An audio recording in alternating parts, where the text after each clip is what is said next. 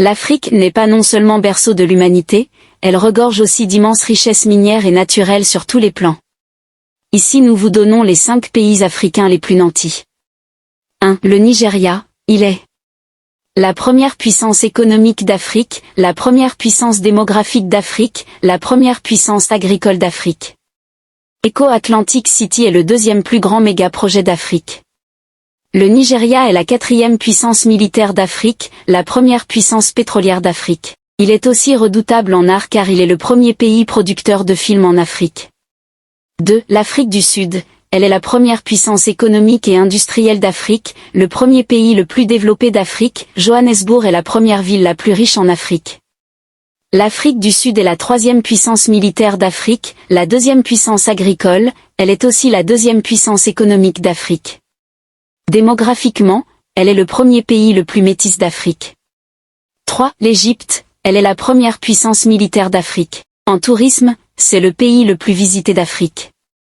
L'Égypte est la 3e puissance économique d'Afrique.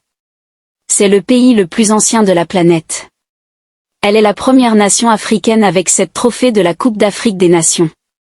C'est le 2e pays le plus peuplé d'Afrique. L'Égypte pharaonique est le premier plus grand méga-projet d'Afrique. 4. La République démocratique du Congo, c'est le pays le plus riche du monde en ressources naturelles.